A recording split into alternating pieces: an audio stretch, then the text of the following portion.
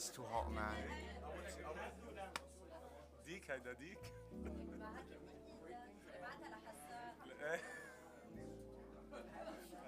انت عايش بغير دنيا، حس لك انت بكوما صار لك في قطع.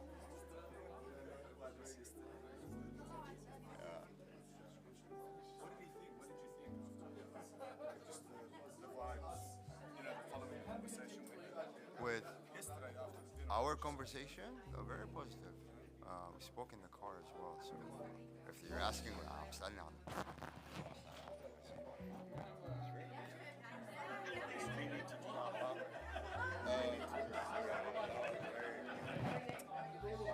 getting to know the people behind that. Trust, هيك بس he's decent لما بحس هيك فينا نشتغل انا وياه. No, in his personal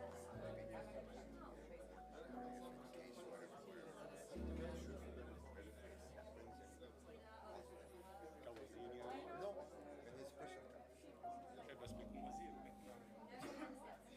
شو عليك؟ ما أدري that might be risky, right? socializing انت قلت لي وسوشياليزing. I'm just throwing ideas. هيك هو لذيذ you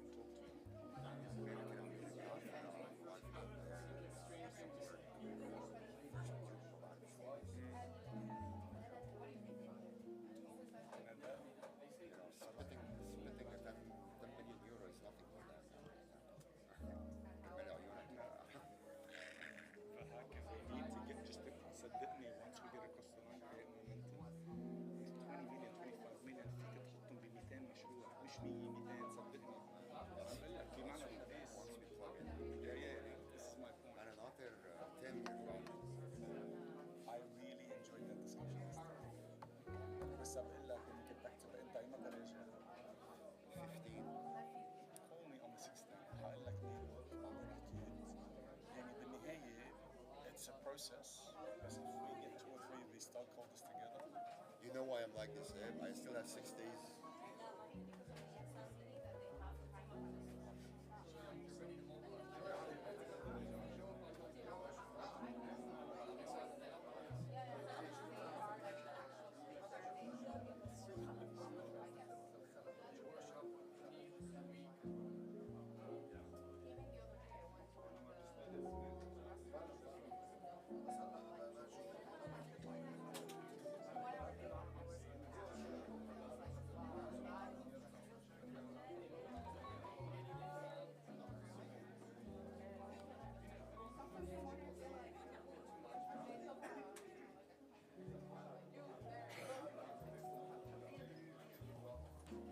Mea culpa.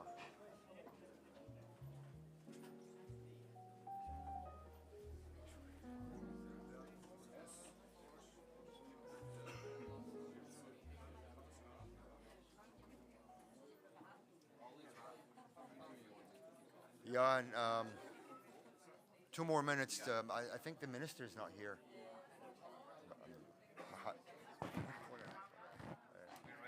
I know that the minister is in the toilet. Okay. Meaning that we have it all set. Perfect. Thank you. Thank you. Thank you. Thank you. Good morning, everyone. Perhaps we could start taking our seats. We're just waiting for the minister for two more minutes, and we'll start. Well, Agrippina should be somewhere in the middle. So.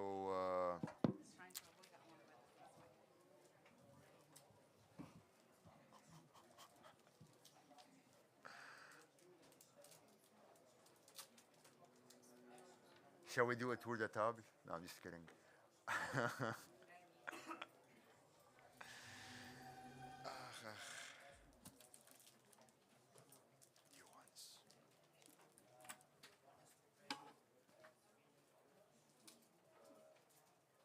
No, there's one more coming. One more coming. Yeah. Hey. I think it is live streamed.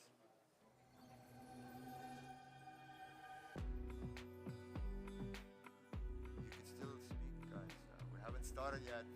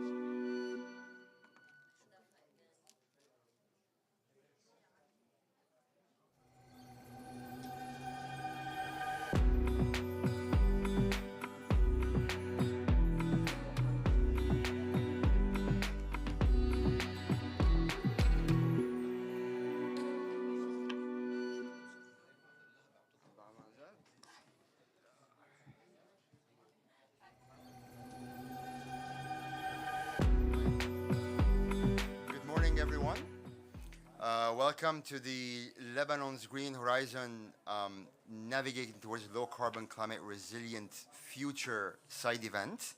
The side event is done in collaboration with, obviously, Minister of Environment and the UNDP Lebanon. Um, it's quite interesting that we're having this side event in the NDC Pavilion. Just to give you a big or a quick rather background, so Lebanon became a member in the NDC partnership back in 2019. And one of the quick supports that we were able to mobilize was related to something that we will be discussing today. I will not give out the information. I will let the panelists here go into the details. And I'll come back later when we end the side events to also continue again on where we're going with the NDC partnership on this. Again, before we delve into our panel discussion, I would like very quickly to have our panelists introduce themselves as briefly as possible. Quite prominent people that we have here. Maybe we can start with the Minister of Environment of Lebanon. Okay. Good morning. I'm Nasser Yassin, Minister of Environment of Lebanon. Quite brief. As brief as it can be. Try to be even more brief. I'm Mark Smith. I'm the Chief Investment Officer and board member of a group called the Lebanon Economic Empowerment Fund. Thank you. Hi, good afternoon, good morning. Agrippina Jenkins. I'm a manager for an NGO that is called Aroha, based in Geneva, Switzerland. Sharb El Moussa, partner KPMG. I lead the decarbonization services for KPMG. Thank you. Just to let you know that we will, sometime during the panel discussion, we will open up for questions from the floor. So do keep your questions, your interest that you want to raise. Take notes. You will have all the chances to come in and ask those questions that you have. But let me start with His Excellency Minister Yassin. There's a lot of talk of linking up climate action with climate finance. So very much so looking back at Lebanon, the NDC commitments that were done back in 2020, but also where Lebanon is today. So in a way, what is that wider linkage, if that could be said, between where Lebanon is currently, what is needed from a climate action perspective, but also perhaps if we can have any linkages with the climate finance sphere, reforms, and so on and so forth. Thank you, Vakin. So thanks everybody for joining us in this very interesting moment. We've been building up for this for the past few years, particularly for the past couple of years. So this is really quite interesting. It's quite impressive for us to be launching in COP28 something as interesting, as impactful, as meaningful as an investment arm. We still don't want to call it anything yet, but we hope to give it a name soon. And I'm going to start with this and building on the introduction by Vahaken. To give a bit of background, I think most of the audience are from Lebanon, so they already know the deep hole we are in when it comes to finance, when it comes to the banking sector, the current monetary challenges, the fiscal challenges. So anyone following the news from Lebanon would think, why they're talking about green investment, while actually we have a hole of $76 billion or $78 billion or less or more. As a matter of fact, we firmly believe that climate finance and green investment in general, to give it this broader name, is the only way for Lebanon's economy and society. So in order to address first and foremost the NDCs and implementing our NDCs, implementing our sustainable development strategies, plans, in Lebanon, the NDCs that the Minister of Environment has put a couple of years ago, and working on updating them with the ministries, and our adaptation plan, and so on. We really need to tap into the existing and the opportunities that are out there that are related to green investment, climate finance, and so on.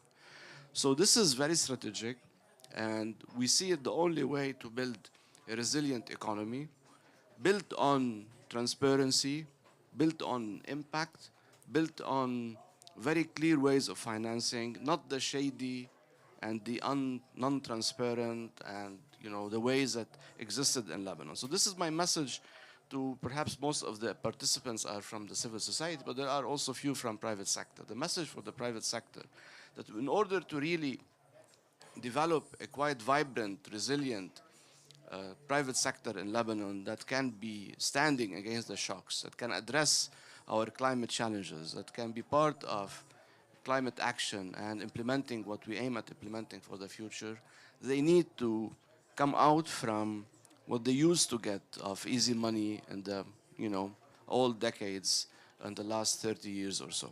They need to think that this is the future of Lebanon, is actually to tap into the existing climate finance opportunities and green investment.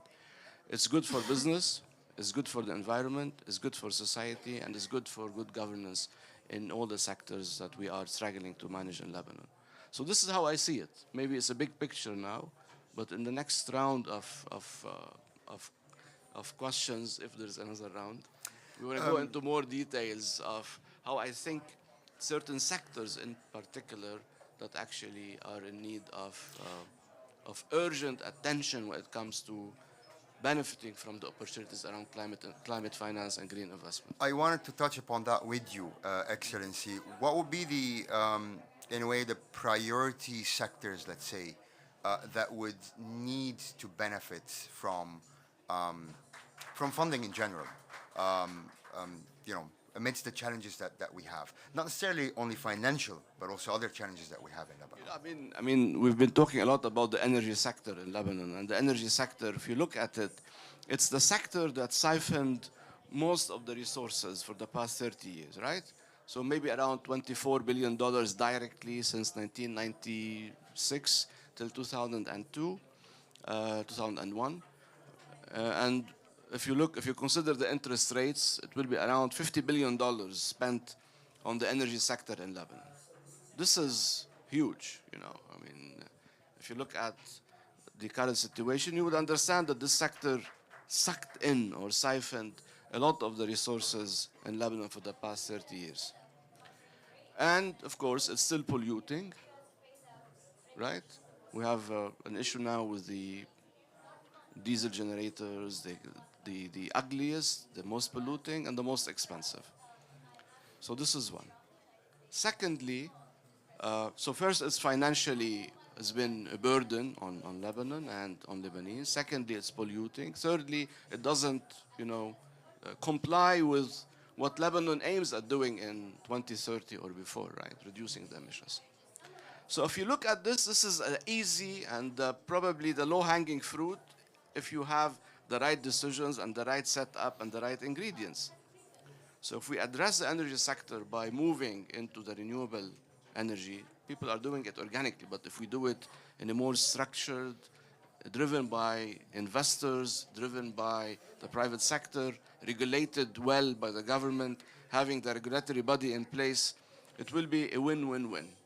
It's a win for the economy, it's a win for the environment, and it's a win for the financing modalities that we aim at doing and reducing the cost. So there's a macroeconomic benefit, there's an environmental benefit, and there is, of course, the third one is the win we do towards our commitment for the climate action. So this is how we need to see it. This is only one sector. Maybe it's the most prominent and the most visible now. But again, if you look at the transport sector, land management, solid waste management, other key sectors that we think can benefit from those opportunities and from this drive towards green investment. And I think this is the future. The future of Lebanon is really in green finance and green investment. I've told the story a few weeks ago. I came to Dubai to a climate finance discussion or forum. and everybody from the Arab region is coming with, a lot of projects, hundreds of millions of dollars on metro for Tunis, transport for in Jordan, energy in Jordan as well, Egypt transforming the delivery fleet into EVs and so on, whereas Lebanon is still struggling to manage to import the ugliest and the most polluting fuels from here and there and so on. So this is really how we see this green investment facility or green investment arm. We see it as the future for the environment, for investment, for the economy, as well as for the environment and health of people. Thank you, Excellency, for those points. And I think perhaps one way forward for Lebanon, for us from the Ministry of Environment at the end of the day, is for our next iteration of the NDCs to have implementation and investment plans clearly defined, so that we guide that, in a way, give the indication of how much and by when we would be able to much more concretely have those targets met, be it our current targets for 2030, but also for the 2025 NDC, which will have a target for 2035. But allow me now to move to Agrippina. Agrippina, you've provided support to the Lebanese government, well, through the Ministry of Environment, obviously, to prepare something called climate prosperity plans, in a way to show that climate action is not necessarily, or it is absolutely not mutually exclusive with economic growth, in a way. Maybe we could start there. What we have so far in Lebanon is the 2030 vision, if that makes sense. So what is the climate prosperity plan? How does it look like, and what does it really bring something in a way new on the table, specifically for Lebanon?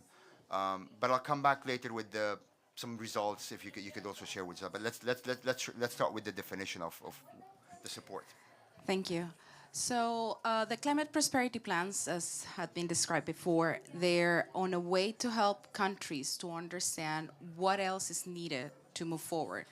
But not in a way that we're going to be ambitious because we have to, and that's what science says. It's more based on what the country needs and to envision those long-term targets that for many of the developing countries is sometimes hard to place because of many and different type of governmental issues, or because how we do planning.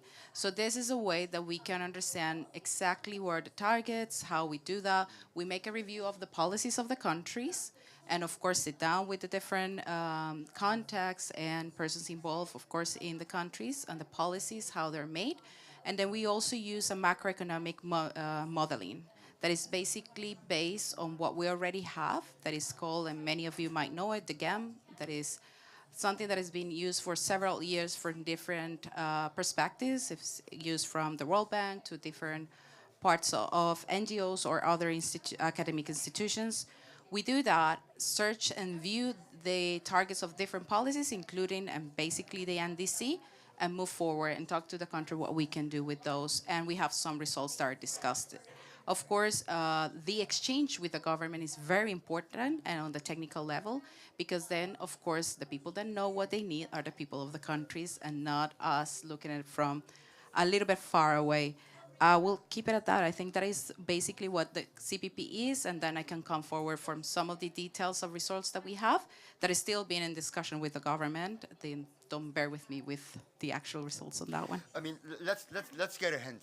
I mean, we know we're looking at 2050 now, right? So so far we had 2030. We will come up with 2035 for the next iteration of the NDC. But I think the work under the CPP is literally a mid-century, long-term planning, and I think it is for the first time in Lebanon where we're looking at it from an input-output modeling, if I'm not wrong. But just some hints on the results. Nothing formal, but at least for preliminary results, that would help us a lot.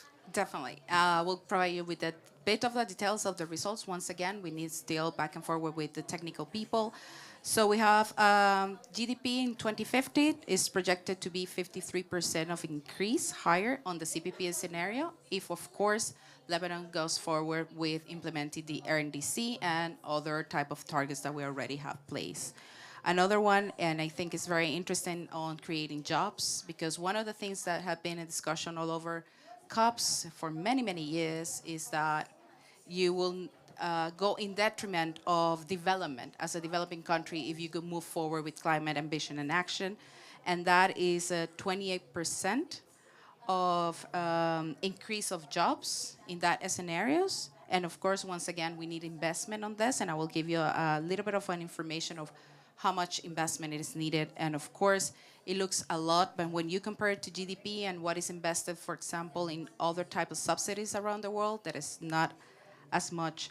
Then the cost of energy, as the minister just previously mentioned, it is basically that the energy bill as share of the GDP will be 2.7% in that CPP scenario in 2050, against a business as usual scenario of 18.2%.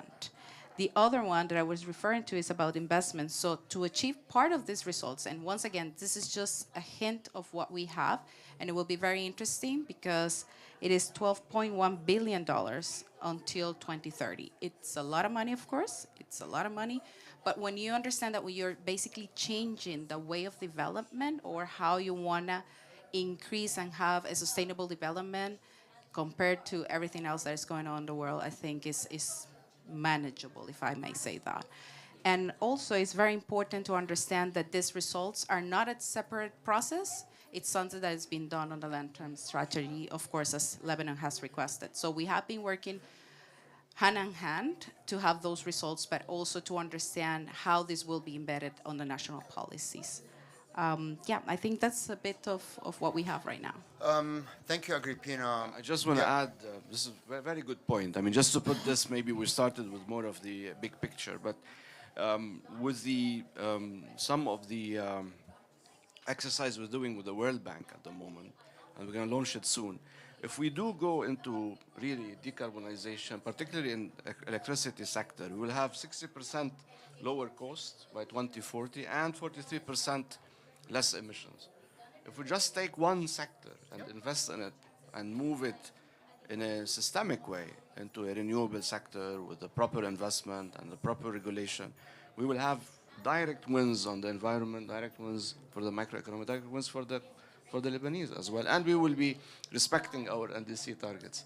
I think this is what we need to put it. This is how we see those investments. But it requires, of course, a major shift at the level of managing this sector. Financing it and managing it. Absolutely. And I mean, the point here is we're trying to bring Lebanon to be aligned with the Paris Agreement, the 1.5 degree, which, I mean, Agrippina, you mentioned the 12-point-something billion requirements as potential investments, potential input. Now, this is a good opportunity for me to move to Sherbil, because we're looking at this, it's a huge number. Public money would not probably be available at that scale. So with the support that you're providing through the Climate Promise 2.0 UNDP projects and the Ministry of Environment, can you tell us a bit, what are we doing? What's the support we're receiving?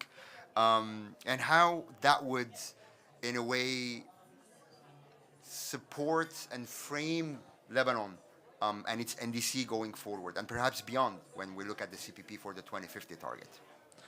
Thanks, Vahaken. And again, it's a real pleasure to be working with the team on setting up an investment facility.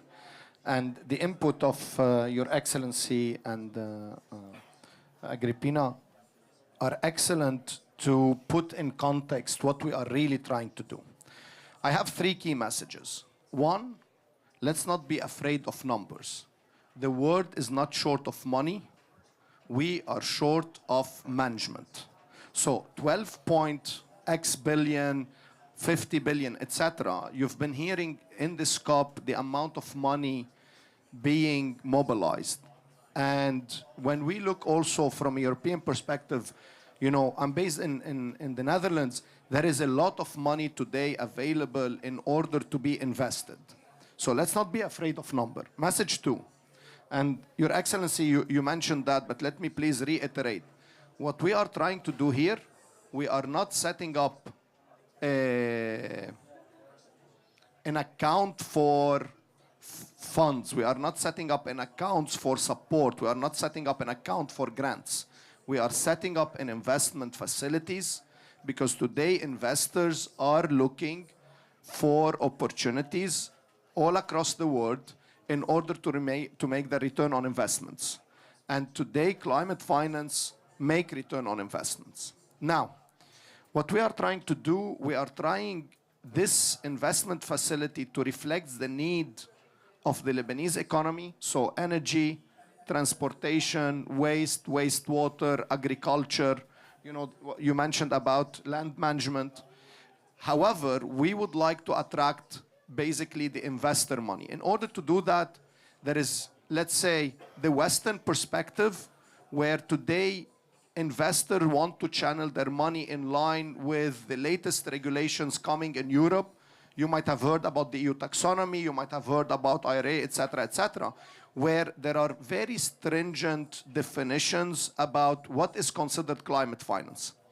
And many financial institutions today have targets to meet in order to say X amount of my investment goes into what is to be labeled as climate financing. We don't have enough opportunities in Europe. We need to look, financial institutions need to look outside Europe. Lebanon, Turkey, the region, we are very, very close. We are one of the first, you know, countries to be looked at. We're adjacent. This is why when we are working on this facility, we are looking beyond only greenhouse gas emission. I think it reflects the title. We are really looking how can we benefit the transition of our economy, yes, towards a greener future, but we need to keep in mind that there is a job. We need to keep in mind there is resiliency. And we need to keep in mind that the impact should support a social transition beyond only an environmental transition. Because we could be the greenest country on the world. If there is a climate event, we will not be prone to it, right? If there is a flood, we will be flooded. We could be at zero emission. So the importance of moving beyond only a greenhouse gas emission and to consider with that the social element and the financial element, and Mark, you will talk a bit more about the financial element. This is what we are trying to do. Thank you, Charbel, on that. Before moving to Mark and getting into a bit more details on this support in establishing this new fund, where's the innovative part, if any? And this is, I'm not pushing for you to accept that this is an innovative approach, but if, you know, there's any, and the applicability perhaps. Yeah, I think, let me add to replicability, scalability. Okay. Maybe I'll take some of your words. First of all, as I mentioned, we are all establishing an investment facility that will include different type of assets. This has not been maybe in Lebanon done as one facilities. So, again, apologies, but in our financial world, this is something very innovative as a product, where in one facility we could allow grants. We could allow subsidies, we could allow subsidized loan, and we could allow full-fledged loan. This is one aspect, but then the next aspect is linking that to the real economy, which is not only one-dimensional sector, one-dimensional activities. We are really looking across 6 sectors that are very much needed in Lebanon: energy, transportation, wastewater, forest management, and agri, right? And if we think out of the 50 or the growth of our GDP in Lebanon, this is where the growth will come from, next to the service sector. Yes. Fine. So this is where now, when we talk about replicability, scalability, the idea is we need to think how can we support again, projects that today are de facto part of our economic operation, not only a project that reduces greenhouse gas emission. And again, this is what the structure will be. Of course, there will be KPIs. We can go in details, but the KPIs will not be one-dimensional, right? And in order to support the scalability of basically the project and the funds. Thank you, Charbel. Mark, I hope. I'm sure you still have a lot of points to make going forward. But I mean, as Leaf, maybe we could get a bit of a background. What, where, when that was done, or will be done. But we're moving into beyond what exists into more of a green, climate-oriented investments to be a core function of this new fund that we're looking at. So let's start with the definition or the defining where, what as Leaf, but also if we can go into looking at why, how, and and what do you think the way forward would be from a pure funds perspective and background, how it would be done, what's the potential, in a way, avenues that we're exploring? Yeah, surely. No, happy to do so. So I would say, okay, if you maybe divide it into two things. So there's the climate science. Okay, that's better. Thank you. So, if you take the climate science plus the finance, we're the finance side of it. So, essentially we needed a new vehicle. So I want maybe to pick up on a point that was mentioned early on by His Excellency, is the idea of governance. I think really that's a starting point. So, obviously in order to get money at any level, and again, I take the point of Charbel also as the number 2 point, launching point, is not to be scared of large numbers. We need to start. We need any number of dollars invested in this fund so we can get started. So governance is the key thing. You need to have the trust of the investors in the most basic terms. So how do you do that when people are perhaps especially skeptical of Lebanon, given all the challenges that we know about? So when we were designing LEAF, which is an acronym I should mention, Lebanon Economic Empowerment Fund. So basically the whole purpose of this structure is to really help Lebanon. It's a fresh start. It's a new initiative that was only begun, let's say, last year, and we're putting the final touches on this new fund, which will be purely directed at all the things that were just mentioned, basically renewable energy and climate finance. So governance, how do you go about that? In practical terms, we set it up in, let's say, perhaps the most respected jurisdiction that they have for investment funds. So we're in Luxembourg, so that brings us comfort to investors. We have the EU regulations, we have all the AML, anti-money laundering, know your customer regulations in place.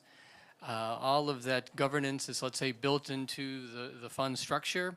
And then beneath that, you have, many, many layers of governance. So you have an independent board of directors, you have an independent risk committee, you have an independent investment committee, all of which require, experts who know about credit. So the fund needs to be driven, let's say, in a way that's economically viable. So this is another point I'd like to pick up on, is inclusion. So this is a fund that really is open to everybody, all Lebanese private sector businesses who have projects related to climate.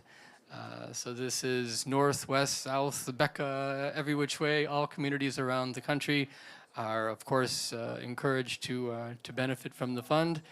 There's no politics at all. It's a completely independent private operation. Decisions are taken, let's say, remotely in Europe, where we have our team to make all of the credit decisions based purely on financial criteria, environmental criteria, let's say zero political influence from anybody. So this is, I would say, a starting point, governance, absolutely imperative.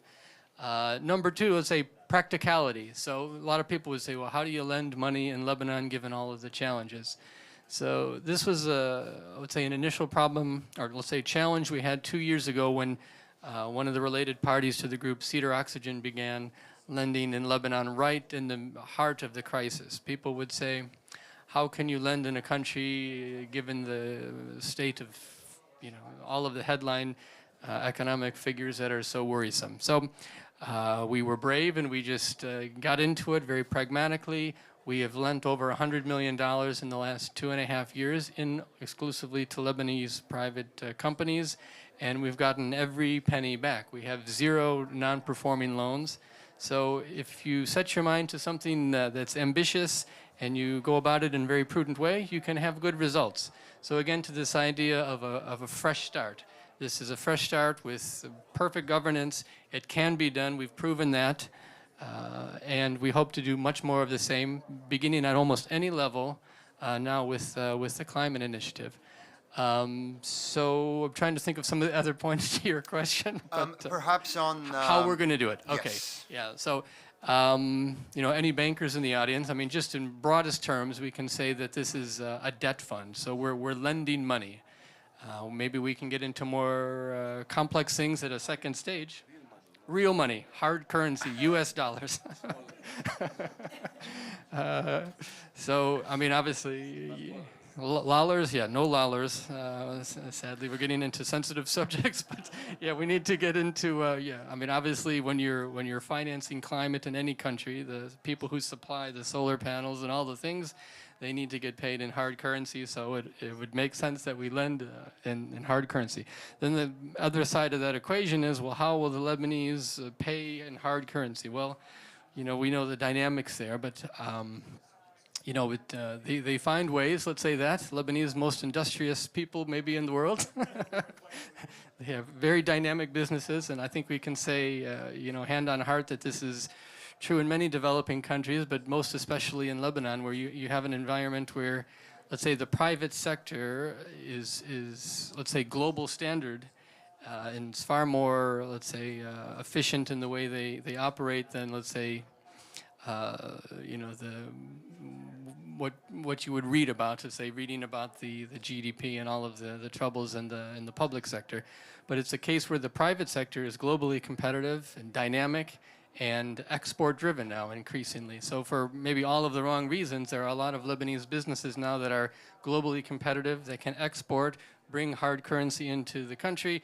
They can use that hard currency, pay back the loans that we'll be giving them, and then you get this kind of virtuous cycle where you're getting the renewable energy finance, it's economically viable, it's environmentally transformative, and then we can grow from there. So the short answer is how we're doing it. It's a debt fund. We're lending money.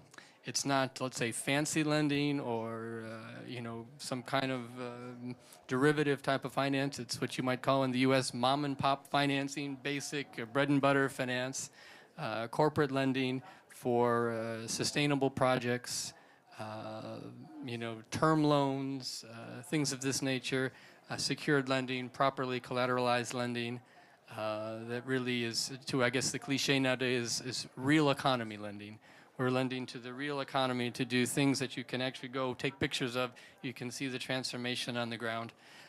So it's very basic and it's very direct, and it's governance and inclusiveness really are the guiding principles. Shalber, you raised your... I wanted to pick up on a point on industrialists. And we were speaking about it a bit yesterday. We all know today, well, industrialists or other producers in Lebanon, to remain competitive and alive, they really need to export, and they rely on external market. And this is what we see even today in Lebanon, and we're hopefully this vehicle will support, is that industrialists, in order to maintain competitive in outside Lebanon, they need to diversify their raw material. They need to produce product at lower carbon footprint. They need to start basically producing with the standard that are not Lebanon standard, but basically the market where they export standard. And we see a lot of industrials in Lebanon or other really doing that, right? But they need support again. And this is the real economy point I just wanted to highlight, that we're really hoping that we can channel this fund in order to support the development on the ground, and not just, banners of money going to plant few trees, etc. Thanks for that. Mark, when we might be able to see the light of this new fund? Okay, I would just say we're well advanced in, say, the legal structuring. But I would say another key component, being governance point number 2, is that, obviously it's a big theme here at COP is greenwashing. So we need to make sure when we're designing it that there's the proper, let's say, impact reporting. So in Europe they have they call the SFDR Article 8 funds. So, acronyms aside, I mean, the basic idea is you need to tell the investors what you'll be doing that's making an impact in the country, what is the mechanism for collecting that, and then every so often you need to report in a very organized fashion how, not only what you lent and how much you got back and how much of return you made, but what kind of impact you made in the area of climate in our case. So it's a lot of complexity. We're well advanced. We're working, of course, with you and your team. I would say by first quarter of next year, we should have it all ironed out and we'll be able to register the fund, be a little bit more forthcoming with some of the details about it, and then we would have registered it in Luxembourg under a pre-marketing arrangement that they have there, and then we'll go out to development finance investors around the world and really get to work for the country. Thanks for that, Mark. But Agrippina, so where does the CPP fall when we look at it from what we are preparing from fund side, right? There is a component on investments, and then how would that fit into all this? How would the CPP contribute in a way, not in fund perspective, but as an avenue, perhaps?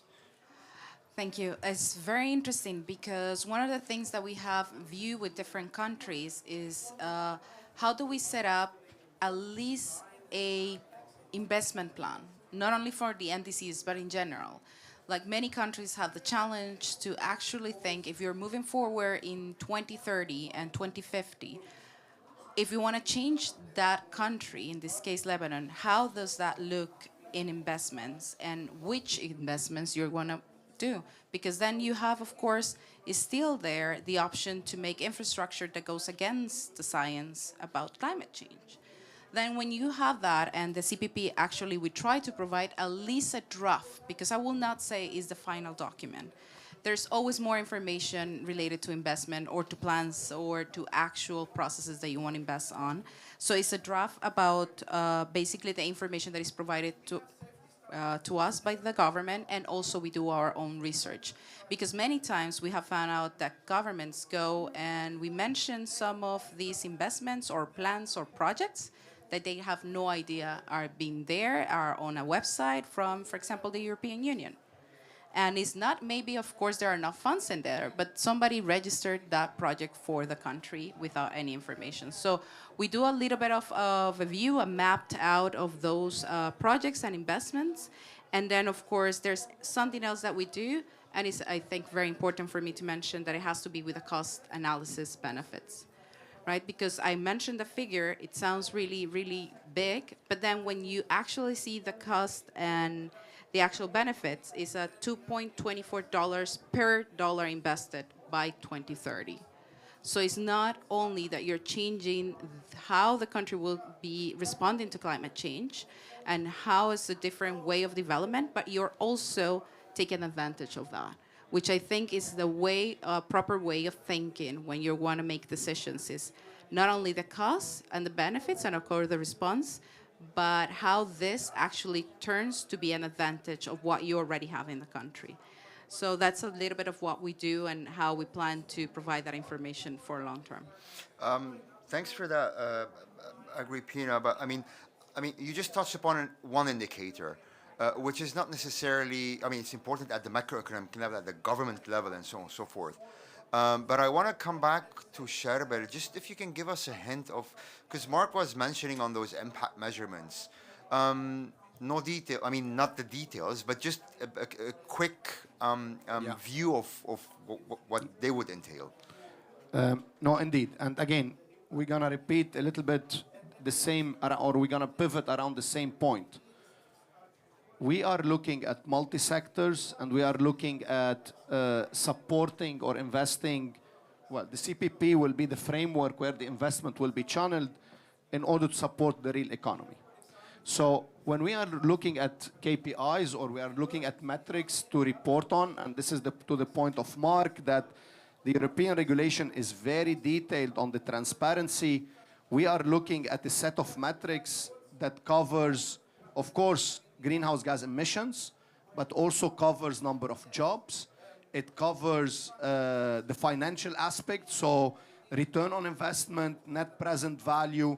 It covers the land footprint, right? So just to give you a perspective that we are not working on one KPI or two KPIs. We're really looking at environmental KPIs, we're looking at social KPIs, and we're looking also at governance KPIs. Those KPIs will be translated per sector. Because yes, greenhouse gas emission could be applicable to all sector, but for example, in agri, you cannot take the same social KPI as in transport. In forest management, you cannot take the same land footprint KPI as in wastewater. So the general KPIs at the facility level will be translated per sector, and there will be a set of 6 sub-sector KPI to reflect the 6 sectors we spoke about. Thank you, Charbel. We're in the last quarter of the side events. I will try to open the floor for questions for about 10 minutes. Let's do that. If there are any questions, please do raise, but I want to take the last 5 minutes and come back to the panel. So if there are any questions that you want to raise, you want clarification, further information within the frame of the discussion we were having. Obviously, you can always come and speak with the panelist event after the side event if you have a bit more details and you want to connect with them.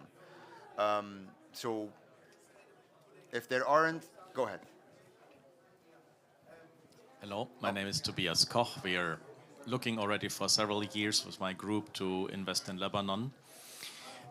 My question is, how long do we need to wait for being able to register activities under Paris Agreement 6.2? Your Excellency. I mean, fair enough, but I could just quickly tell you that we still we don't have the framework in Lebanon for anything related to Article 6. Can we help you? Absolutely, we'll discuss it. Yes. Thank you, because we already were negotiating with the buyer country, Yeah. and we are instantly ready to set it up together with you. Done. Yeah, no, that's a very good point. And actually, what we're trying, maybe Mark, you can shed a little bit of light. We are going through a very stringent process to reflect the investor needs in the governance of what we are setting up. And there is a call out there. We need to work with investors also to reflect their interest. Because if a fund facility to work, it needs to be a win-win-win. Your Excellency, you mentioned that. So very open to investors also working together. But Mark, maybe you have a bit more on that, or Your Excellency. Yeah, no, I mean, I would just say, yeah, for sure. I mean, we designed the fund so we could accept investment really from almost any well-intentioned investor who meets KYC AML requirements. So that can be someone who wants to provide a first loss to try to lower the cost, or the whole principle of blended finance, really try to make it a little bit more palatable to the Lebanese, because we also have a parallel challenge in the world of finance, and that rates have been rising in the last 2 months. So, anything that can be done to, let's say, lower the end cost to the borrowers, provide a first loss guarantee to the investors, invest on a short-term horizon, maybe as short as 3 years, maybe as long as 5-7 years. But as much flexibility as possible is something we had high in our mind when we were designing the structure. Thank you, Mark. Okay. I just want to attract the vision about the priorities of the country. We want to invest, we want to make money, but our needs, the needs of the people. I think that water is one of the main sectors that we need to invest in, because we are really in a very danger period where we are affected by many challenges concerning the water sector. And renewable energy, of course, it's one of the most important sector. But I just want to tie the ties for the people of the land, that they need agriculture, that we need the food security, though we need the priorities that are related really to the life of the people, because we are in very big crisis in Lebanon, as you know. We want to speak about investment, but we want to speak about the life of the people on the land. Thank you. Thank you, Dunya. Let's, yeah, please go ahead. And then 2 more, I think, and we'll conclude the question session. 3 more? Yeah. Thank you. Okay, so I have 2 questions kind of combined into one. It's a bit on the technical and the numbers side. So, for example, the $12.1 billion, the analysis that you've done, is that investment towards specific sectors, towards specific projects? And as a follow-up on that, what is considered climate finance? So, for example, is investing in flood-resilient infrastructure considered a climate finance project? It has nothing necessarily to do with emissions, but it helps become more resilient to future climate-driven disasters. So I'm curious about what is considered climate finance and what is not. Yeah, yeah. 2 more. We had 3 more Yes. questions. Please, let's take them Thank all, you. and then we'll come back and provide all the answers. Hi, my name is Asad Saade. So my question is related to the renewable energy projects, basically, that will be implemented by the Ministry of Energy, I suppose. So if we're talking about solar farms or big projects on renewables, just would like to make sure, Your Excellency, that this project will go through an EIA, because, as you know, we have very sensitive areas in Lebanon. We have forests, we have rivers, and just to make sure that these farms will not be, will respect the EIA process. Thank you. Thank you very much for the panel. My name is Hiba Mkhail. I was just wondering, what we heard was almost too good to be true, right? So I think it's in terms of investment and what we're looking at and what you're trying to set up. So I couldn't help but wonder, what are the challenges that we're expecting in terms of implementation and setup of the fund in Lebanon? We've heard a lot about good governance and the need to set this up. But in terms of risks that you are looking at and how you want to mitigate those, it would be interesting if you could touch on that. Thank you. Let's go with yeah? Few questions. I would like to very quick overview. The first thing is on the water. As I mentioned, the facility will target 6 sectors and not only 1. I will repeat: energy, agriculture, transportation, waste, because we have big issue of waste in Lebanon, water and wastewater, and land, forest. Because we sometimes do not understand the importance of forest as an economic driver, not as an environmental driver, but as an economic driver. Forest, mahmiyat, yesterday we were talking about it, they are very important to support local economy and local societies. So these are the 6 sectors. I will skip a little bit the climate finance because maybe Agrippina, you will mention it.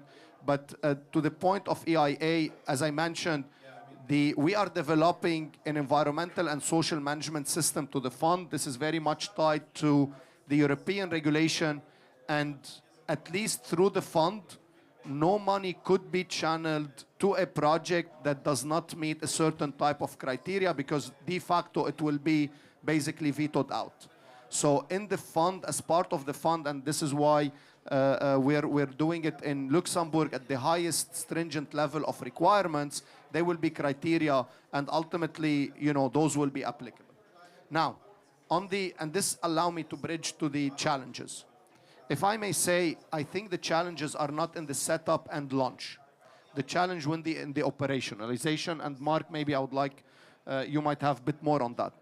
From structuring, setting, and launching the fund, it's a process that have happened many times. There are many other funds like that. We are not recreating wheels. But we need to recognize the operationalization of the fund in a Lebanese context. There will be challenges. First, investor confidence. Second, how to ensure governance credibility. And third is Lebanon comes with, like any other country, comes with its technical and non-technical risks, whether they are geopolitical, financial, etc. And those are part of the risk that any investor will look at. We should not be, we should be very clear about these. This is why the fund, the way the fund or what we are thinking about is not through maybe the usual channels that we see in Lebanon, and this part of the innovation, but I didn't want to go too technical about it. But we were not going through necessarily the banking system, we are not going through the usual LOLAR system, etc. Indeed, in order to mitigate or minimize those risk exposure. Will there be challenges? Of course. But guess what? Challenges never stop development, so I'll leave it there. The question on climate finance. The question. No, I think it's always important to have that. First of all, because we don't have a definition from the convention. Still fighting right now. That's it. My phone is just going about it. So, but I think if you ask us, we will say that yes, climate finance will also embed it not only mitigation, but adaptation. It's resilience of our economies, our countries. So that's the first one. The second one about the question on how we made, if there's any other sectors related to the investment. Yes, they are. There are several. It's water, agriculture as well. There's also transport, and of course, what happens to our cities in this with the effects of climate change. So for sure, I think that it's very important that the countries have their own climate finance definition, because as it is right now, and as everything rolls. The actual countries are the ones that are going to tell the corporation, investors, whoever, how they vision this.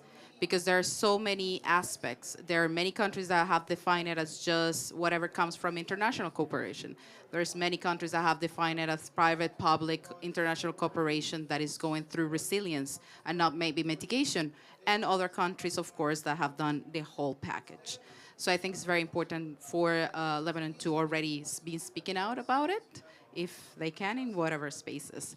But yeah, and also I mentioned just a couple, and I think we base here the conversation on Lebanon energy because of the challenges, but I definitely agree there's many more. And of course we know, and we have taken into consideration water and agriculture on this GAM model that takes the whole macroeconomic.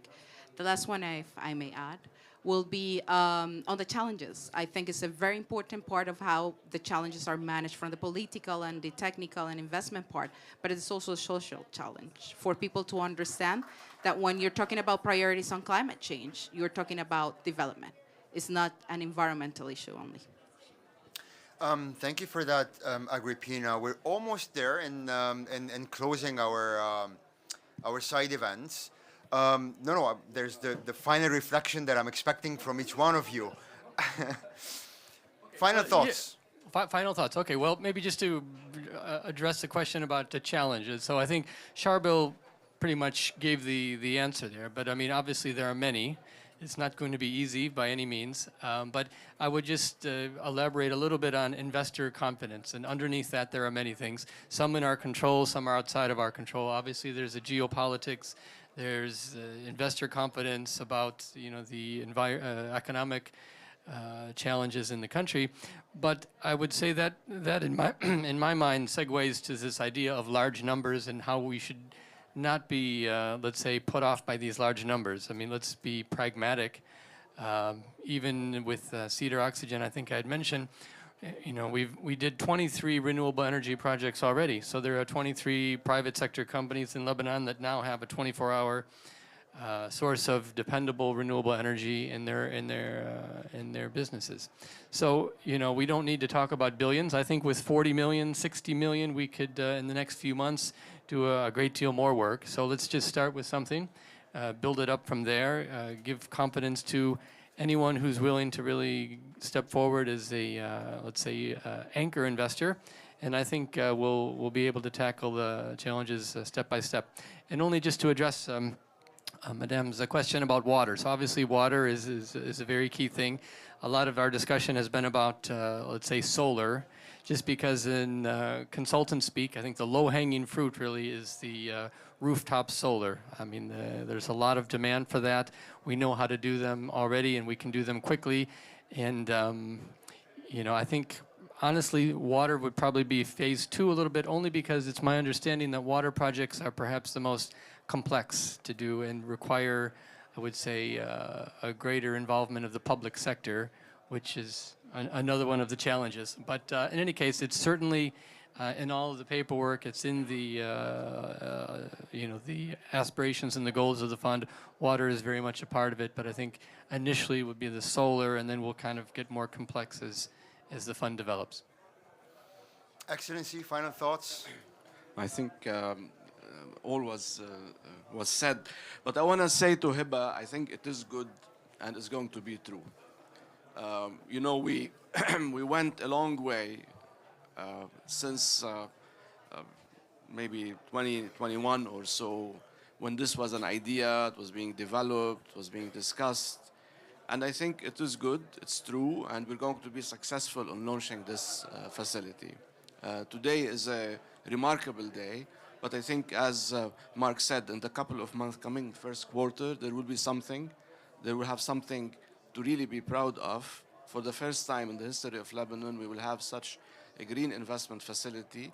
It will bring in, run by the private sector, fully registered in Europe, in Luxembourg, managed independently, but actually following or trying to get the objectives, goals of the government, the mandate of the applying the NDCs or implementing the NDCs, implementing strategic development goals on the 6 sectors that Sherbil mentioned. So yes, we need to be positive about it. It's not going to resolve all the problems of Lebanon, and it's not intended to. This is not intended to solve all the problems in development of Lebanon. Of course, we require reforms in the water sector, and the solid waste sector, in land management, preventing land degradation, but this is going to be a leverage. It's going to be a cornerstone that we're going to step on it in order to attract real investors, in order to really build bankable projects, in order to have a real economy that's not built on neither monopoly nor subsidies, nor you know, being in agreement or in bed with politicians in Lebanon, where you get public resources for private gains. This is going to be the real deal for economic and green investment in Lebanon. So this is how we're going to see it. And I'm very happy we did launch it here today. And I think we're looking forward in the first quarter of the next year to really go to announce the list of projects and announce the pipeline and really move forward in making this a reality. So it is good. And you're going to be part of it. And you're going to be proud. And we are proud of it. And thank you, everybody, for... Thank you for that, Excellency. We don't have cake because of the limited resources in the ministry. But we will celebrate a virtual cake. Right. Thank you for that, Excellency. Agrippina from Aroha, Sherbil, KPMG Netherlands, Mark from LEAF. My name is Vahakan Kabakian, and I've been your moderator for the Lebanon's Green Horizon, navigating towards a low-carbon, climate-resilient future. Good afternoon, everyone.